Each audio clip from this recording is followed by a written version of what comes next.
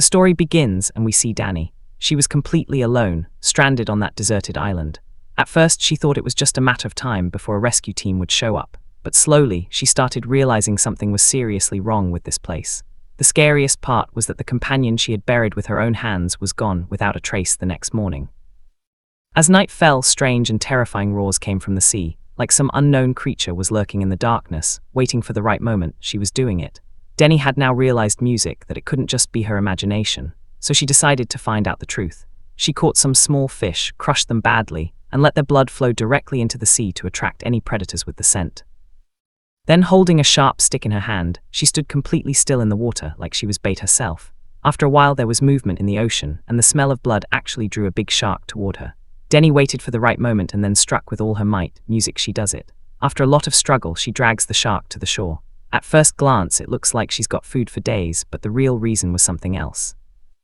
Right after catching the shark, Dani ties it up with ropes and hangs it on a thick tree branch. Then she hides in a pre-dug hole, waiting for night to fall. Her eyes stay locked on that shark because she wants to see who actually comes to this island at night. But she dozes off for just a few seconds, and when she looks up again, so the shark had completely disappeared. How can such a huge thing just vanish without making a sound? This thought started to creep into his mind like fear.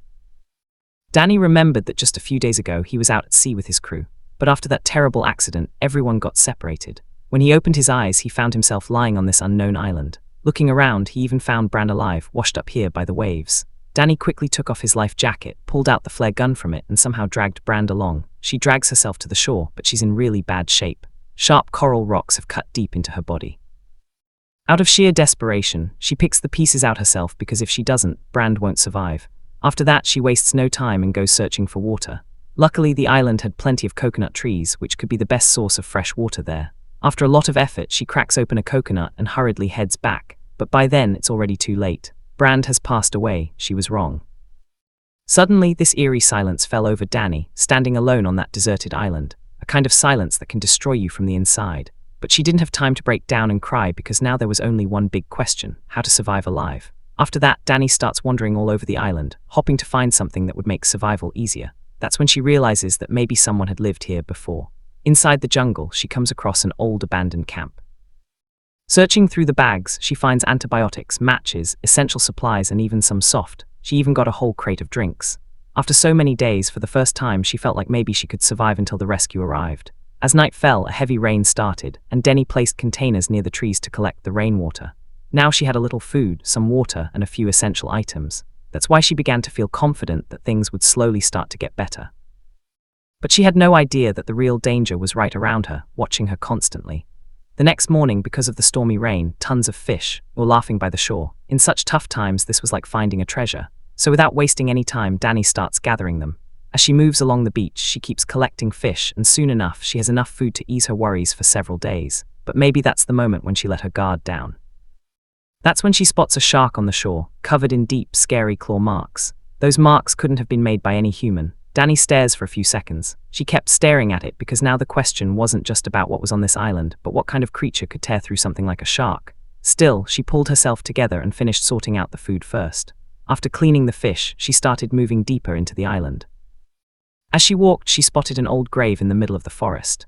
The place, made of dirt and stones, clearly showed that someone had died there before. Looking at that grave, Dani's mind immediately flashed to Brand's body because she had been lying outside all this time. Maybe loneliness makes a person overthink even the smallest things. Dani goes back, digs a hole, and buries Brand. Somehow that day passes. But the next morning, things felt even stranger than before. While walking around the island, she notices a hollow space inside a huge tree, and the scariest part was that it didn't look natural. It seemed like someone had purposely made it. Dani kept wondering over and over why anyone would build such a weird hideout in the middle of the jungle. Why would he do that? But before she could make sense of it, she gets hit with another shock. Brand's grave, which was just buried yesterday music, was totally dug up. Dirt was scattered all around and nothing was left inside. Now Dani's fear really started to grow because this didn't seem like the work of any animal. That very night, she hurriedly gathered sticks and stones to make weapons for her protection. Music somehow, between fear and exhaustion, the night passed. On the third morning, while she was fishing in the sea, she saw something floating in the water far away. Music, you can see it. In a situation like this, everything that washes ashore has value. So without hesitating, Dani immediately swims towards it.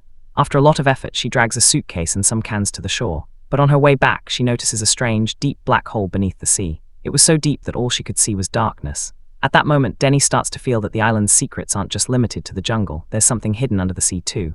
Back at the camp, she opens the suitcase with great hope. She opens it, but only clothes come out. After all that effort, she doesn't find anything useful. Then another music day passes in the same restlessness. As night falls, Denny sits by the fire, and suddenly she feels like something around her has changed music. The next moment, she hears the sound of a plane in the sky. For the first time in days, she feels maybe she can really be saved. Torn between panic and hope, she quickly pulls out a flare gun music and aims it at the sky. At the same time, she shouts for help with all her might, but the plane keeps moving forward without stopping. Danny's last hope was slowly slipping away right before his eyes. Then a red signal flare falls from the sky, its light landing on the surface of the sea. At that exact moment, Danny sees something that makes his blood run cold. Right in the middle of the ocean, a huge black shadow stands completely still. It didn't look human or like any animal. Just by looking at it, his whole body went numb. A deep fear settled inside him. Danny didn't waste a second and, gathering all his strength, plunged into the jungle. She starts running away. The terrifying roars behind her make her run even faster. She hides behind big trees, panting hard, and listens in the darkness. Every sound makes her feel like the thing is just a few steps away. But even after waiting for a long time, the shadow doesn't come near her. Like some kind of nightmare, the whole night passes in fear, and by morning, Denny looks like she hasn't had a peaceful sleep in days. Even after daylight, Denny doesn't gather the courage to leave the forest for a long time. The letter, what she saw last night, kept running over and over in her mind. Finally, pulling herself together, she starts going through the old survivor's belongings and photos again. As she looks closely at the pictures, her eyes suddenly catch two glowing eyes hidden in the background. Slowly, everything starts making sense. That means whatever it is, it was already on this island, and maybe the previous survivor was also its victim. As soon as she realizes the truth, the little hope left inside Danny begins to break. Now all she wants is to get off this island by any means. She had to get out. Quickly, she started tying together her suitcase and life jacket to make a small makeshift raft. But when she tried putting it in the water, it turned out to be too weak. It couldn't even hold her weight. Now she had no way out. The old camp was already unsafe, and the sea music wasn't letting her go. Left with no choice, Denny decided to hide in that weird hollow part of the tree to spend the night. But as night deepened, heavy footsteps and roars started echoing from outside. It felt like that thing was coming straight for her. You've reached a hiding spot. The next moment, the whole tree starts shaking violently. Denny, sitting inside, holds her breath because if the branch broke, there was no way she would survive. Luckily, the tree was strong and she somehow makes it through the night. Over the next few days, Denny begins to understand the creature's habits. She realizes it's relatively safe to go out during the day, and the real danger only comes at night. But now, she doesn't just want to survive by hiding. She wants to find out what that thing really is. So after arranging some food, she catches another shark and ties it to a tree with a rope. Then she hides in a pit she dug earlier, waiting quietly. But after staying awake for several nights straight, she dozes off for just a few minutes, and in that brief moment, the whole shark hanging from the tree disappears, like someone just pulled it into thin air. Seeing this, Danny can't figure out how that creature is so fast. All her planning had gone to waste. Then one day, another human body washes up on the shore. Danny sees it and she runs over because she thinks maybe someone is still alive, but as soon as she gets close, her hope music shatters. The body had already been half eaten. Still, this time Danny doesn't back down. She ties the body to a tree so they can get that monster out, and finally, for the first time, she gets a clear look at it. The creature looked kind of human, but also not human at all. Its hands, music, and feet were like those of a human body, but everything about it showed it had been hunting in the dark for years. Danny immediately realizes that she can never beat him with strength. So instead of facing him head-on, she starts thinking about a way to escape. She remembers a thick canvas sheet she got at the old camp. Using wood and ropes, she begins to make something. First, she ties the rope to a coconut tree and tests its weight to make sure it won't snap music. After trying several times, when the rope easily supports her weight, she sets up a long rope between two properly spaced trees music. Slowly, she makes a temporary setup quite high off the ground. Hammock makes a shelter. The music was so loud that no one could easily get up there from below. For the first time, Danny feels like maybe she can survive the night now. But she's still underestimating that creature. As night falls, she lies down on the hammock and keeps listening to the darkness below. After a while, those scary roars start coming closer again. Danny tries to stay calm because she believes that being up there means she's safe. But the very next moment, the trees below start shaking violently with a loud music. That creature couldn't climb up, so it started shaking the whole tree violently. Because of the tree shaking so hard, Denny couldn't keep her balance and came crashing straight down. As soon as she hit the ground, sharp pain shot through her whole body. But stopping now would mean staring straight into death. Without looking back, she ran full speed towards the beach. But that creature wasn't running like a human. It was way faster, and in just a few seconds it was right in front of Denny. The path gets blocked. Fear paralyzes Danny's mind. Still in one last attempt, she jams the sharp stick she's holding deep into his body with all her strength. Crutcher screams loudly in pain and instantly throws Danny away. She falls hard on the sand, but maybe that attack saves her because Crutcher stops right there and doesn't come after her again. Somehow Danny survives the night. The next morning her leg is badly injured. She's sitting, cleaning the wound, when suddenly, far out in the sea, something is seen floating. Looking closely, it turns out to be a life raft. Just the hope of seeing another person after all these days almost makes Denny break down, and she immediately jumps into the water, swimming toward it.